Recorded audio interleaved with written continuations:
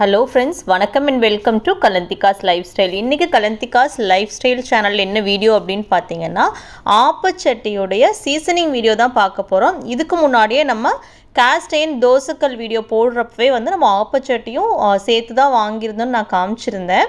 இன்றைக்கி வந்து ஆப்பச்சட்டியோட seasoning video தான். இந்த ஆப்பச்சட்டியோட சைஸ் பார்த்தீங்கன்னா 10 இன்ச்சு. இதுவும் காஸ்ட் அயர்ன், அதாவது வார்ப்பு இரும்பு தான். இது நான் ஏன் வாங்கினேன் அப்படின்னு பார்த்தீங்கன்னா, 2 சைடுமே வந்து உடன் ஹேண்டில் இருக்குது. நமக்கு துணி பிடிச்சி ஊற்றுறதெல்லாம் கொஞ்சம் சிரமமாக இருக்கும் அப்படின்னு நினச்சி தான் இது வாங்கினேன். பட் இந்த உடன் ஹேண்டில் வந்து எந்த அளவுக்கு வந்து சூடு தாங்குது என்ன அப்படிங்கிறது வந்து நான் வீடியோட எண்டில் உங்களுக்கு சொல்கிறேன். பட் இந்த ஹேண்டில் பார்த்திங்கன்னா நீங்கள் நம்மளே டைட் பண்ணிக்கிற மாதிரி தான் இருக்குது. பட் ஹேண்டில் நல்ல ஸ்ட்ராங்காக தான் இருக்குது. நம்ம வீட்டில் யூஸ் பண்ணுற நார்மல் ஸ்டவ்வோட பர்னருக்கு வந்து கரெக்டாக சூடு ஏறுற மாதிரி இருக்கக்கூடிய அளவு தான் இந்த 10 இன்ச் காஸ்ட் அயர்ன் ஆப்பச்சட்டி. இதுவுமே உள்ளே வந்து அந்த மிரர் பாலிஷ்னு சொன்னாங்க. பட் ஓரளவுக்கு ரொம்ப அந்த அழுக்கெல்லாம் இல்லாமல் ஓரளவுக்கு சுத்தம் பாலிஷ் பண்ணியிருக்காங்க. ஸோ ரொம்ப போட்டு உரைச்சி அந்த சொரசொரப்பாக இல்லை, உள்ளே ஸ்மூத்தாகவும் இருக்குது. அதனால் நல்லா சோப் லிக்விட் போட்டு நீங்கள் ஒரு 4-5 முறை நல்லா வாஷ் பண்ணிங்கனாலே அந்த கருப்பாக அழுக்கு எல்லாமே சுத்தமாக வந்துடுது. நீங்கள் நல்லா பழக்காத புது ஆப்பச்சட்டி வாங்குறப்ப உள்ளே சொரசொரப்பாக இருக்கும், சீசனிங் பண்ணாது வாங்கினீங்கன்னா. பட் இது வந்து அந்த பிரச்சனை இல்லை, உள்ளே நல்லா ஸ்மூத்தாக தான் வச்சுருக்குறாங்க. ஆனால் 2-3 முறை நீங்கள் நல்லா கழுவுனா தான் அந்த அழுக்கெல்லாம் சுத்தமாக போகுது. எப்படி நம்ம தோசைக்கல் வந்து ஃபஸ்ட்டு ட்ரையலுக்கு 2-3 முறை தோசை ஊற்றி அது ஒட்டி அதுக்கப்புறம் க்ளீன் பண்ணமோ அதே மாதிரி ப்ரொசீஜர் தான் இந்த ஆப்பச்சட்டிக்குமே. நல்லா சுத்தமாக கழுவிட்டு உள்ள துணியோ இல்லைன்னா ஒரு டிஷ்யூ போட்டு சுத்தமாக தொடச்சி எடுத்துருங்க.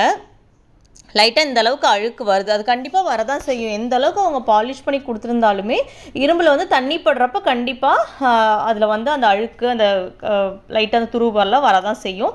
நல்லா சுத்தமாக தொடச்சிருங்க. எண்ணெய் ஊற்றி அது அப்படியே நம்ம 4 பட பழக தான் வந்து அது வந்து அந்த அழுக்கெல்லாம் வராத மாதிரி இருக்கும். ஸ்டவ்வில் வந்து வச்சு கொஞ்சம் சூடு ஏறினதுக்கப்புறமா எண்ணெய் ஊற்றிக்கோங்க. எண்ணெய் ஊற்றி ஈஸியான மெத்தட்னா நம்ம ஆனியன் தான், வெங்காயத்தை வந்து நல்லா கட் பண்ணிவிட்டு நீங்கள் வதக்கி எடுத்தாலும் சரி, இல்லை இந்த மாதிரி வந்து கொஞ்சம் சூடு வந்து சிம்மில் வச்சுக்கிட்டு நல்லா அப்படியே ஃபுல்லாக ரப் பண்ணுங்கள். சர்க்குலர் மோஷனில் ஃபுல்லாக வந்து ஒரு 5 மினிட்ஸ்க்கு வந்து நீங்கள் நல்லா கையில் பார்த்து சூடுபடாமல் பண்ணிக்கோங்க. இல்லைன்னா ஃபோக்கில் குத்தி கூட நீங்கள் தேய்க்கலாம். அப்படியே சுற்றி தேய்ச்சிட்டே இருங்க. தேய்ச்சிட்டு நல்லா தொடச்சி எடுத்துருங்க அந்த அழுக்கெல்லாம். அதுக்கப்புறம் நான் வந்து இப்போ மாவு ஊற்றிருக்கேன். மாவு ஃபஸ்ட்டு பழக்கறக்கெல்லாம் பார்த்தீங்கன்னா கொஞ்சம் பழைய மாவு ஏதாவது இருந்தால் நீங்கள் அதை ஊற்றிக்கோங்க. எடுத்த உடனே எந்த ஆப்பச்சட்டியாக இருந்தாலும் வராது. மேபி நான்ஸ்டிக் வாங்குறப்ப அது நமக்கு வந்து டக்குன்னு வரும். பட் இரும்பு பாத்திரத்தை பொறுத்த வரைக்கும் 2-3 முறை நீங்கள் வந்து பழக்கினா தான் அது வந்து அந்த பக்குவத்துக்கு வரும். நான் மாவுமே ஃபஸ்ட் பார்த்திங்கன்னா ஆப்ப மாவு தான் ஊற்றுனேன். கொஞ்சம் ரொம்பவே தண்ணி விட்டு கலந்துட்டேன். அது இல்லாமல் அது நல்லா பிடிக்கவும் செஞ்சிருச்சு, வரவே இல்லை. லைட்டாக ஓரங்கள் வந்தது, அதுக்கப்புறம் வரலை. நான் முதல்லையே சொன்ன மாதிரி தோசைக்கல் பழக்கிறப்பவே சொல்லியிருப்பேன், சூடாக அதாவது வரலை அப்படின்னா நீங்கள் உடனே வந்து தண்ணி வந்து சூடாக அப்படியே ஆப்பச்சட்டி அடுப்புலேருந்து எடுத்து கொண்டு போய் அப்படியே சிங்கில் வச்சு தண்ணி ஊற்றிடாதீங்க. ஆற விட்டுட்டு அதுக்கப்புறம் அதை தேய்ச்சி எடுத்துகிட்டு கழுவிட்டு மறுபடியும் தொடச்சிட்டு இப்போ எப்படி அதே மாதிரி எண்ணெய் ஊற்றி ஆனியன் தேய்ச்சமோ அதே ப்ரொசீஜர் தான் அப்படியே ரிப்பீட் பண்ணுங்கள். இதே ஒரு 3-4 முறை செஞ்சிங்கன்னா எந்த கல்லாக இருந்தாலுமே பழகிரும். அந்த ஃபஸ்ட்டு 2-3 முறை அப்படி தான் இருக்கும். நல்ல எண்ணெய் வந்து ஏகத்துக்கு வர மாதிரி தேய்ச்சிட்டு அதுக்கப்புறம் மாவு ஊற்றுங்க. மூடி போட்டு இதுக்கு வந்து மூடி வர்றதில்லை நம்மக்கிட்ட. அந்த நார்மலாக அந்த 10 இன்ச் சைஸ் பார்த்தீங்கன்னா தவாவோடது ஏதாவது மூடி இருந்தால் நீங்கள் அதெல்லாம் யூஸ் பண்ணிக்கலாம்.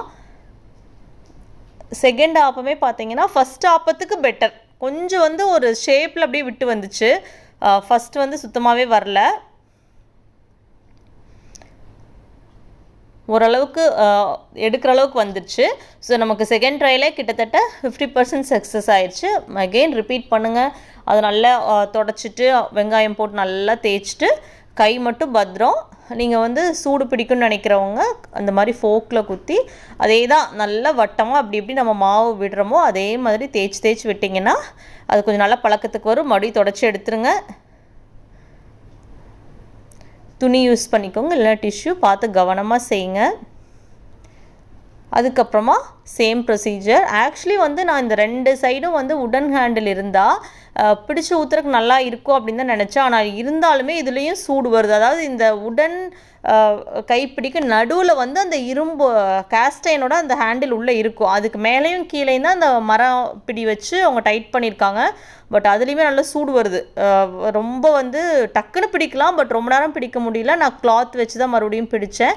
ஸோ நான் மெயின் வந்து இந்த உடன் ஹேண்டில் வந்து யூஸ்ஃபுல்லாக இருக்கும் அப்படின்னு நினச்சேன். பட் அது என்ன பண்ணாலும் வந்து கையில் துணி வந்து கண்டிப்பாக சப்போர்ட்டுக்கு வேணும். ஸோ இதை நம்பி வந்து நம்ம எடுக்க முடியல. டக்குன்னு பார்த்தா அந்த மர கை பிடிக்கிற இடையில வந்து ஒரு சின்ன கேப் இருக்குது. அதுலேருந்து சூடு நல்லா வருது கைக்கு. ஸோ அதையுமே கொஞ்சம் கவனமாக தான் ஹேண்டில் பண்ணணும். 3வது ஆப்பம் பார்த்திங்கன்னா கிட்டத்தட்ட ஒட்டாமல் வந்துருச்சு. பட் என்ன அப்படின்னா உங்களுக்கு அந்த நல்ல மொறுமொறுன்னு வேணும் ஆப்பம் அப்படின்னாலே நம்ம இந்த மாதிரி காஸ்ட் அயனுக்கு போனால் சூப்பராக இருக்கும். ஆப்பம் இரும்பு இல்லை இரும்பு தான் கொஞ்சம் பழக்கிறதுக்கு வந்து புதுசாக செய்கிறவங்களுக்கு கொஞ்சம் டைம் எடுத்துக்கும். காஸ்ட் அயன் வந்து டக்குன்னு பிகினர்ஸாக இருந்தால் கூட அவங்க யூஸ் பண்ணுறதுக்குமே அது ரொம்ப ஈஸியாக தான் இருக்கும். ஸோ ஆப்பச்சட்டி வந்து நான் காஸ்ட் அயன் அதனால தான் ப்ரிஃபர் பண்ணேன். பாருங்கள் சூப்பராக விட்டு வந்துடுச்சு. ஸோ அந்த ஒரு அரை மணி நேரம் தான் அந்த ஹார்ட்லி உங்களுக்கு அந்த மொத்தமும் க்ளீன் பண்ணி அதை செட் பண்ணுற டைமு. ஸோ அழகாக ஆப்பம் எடுத்தாச்சு. கண்டிப்பாக இந்த வீடியோ நிறைய பேருக்கு ஆப்பச்சட்டி என்ன வாங்கலாம் அப்படின்னு யோசிச்சுட்டு இருந்தவங்களுக்கு யூஸ்ஃபுல்லாக இருக்கும். நீங்களும் இந்த மாதிரி ஒரு இரும்பு காஸ்ட் அயர்ன் ஆப்பச்சட்டி வாங்கி யூஸ் பண்ணி பாருங்கள். எப்படி இருந்துச்சு அப்படிங்கிறத எங்கூட ஷேர் பண்ணிக்கோங்க. தேங்க்ஸ் ஃபார் வாட்சிங். பாய்.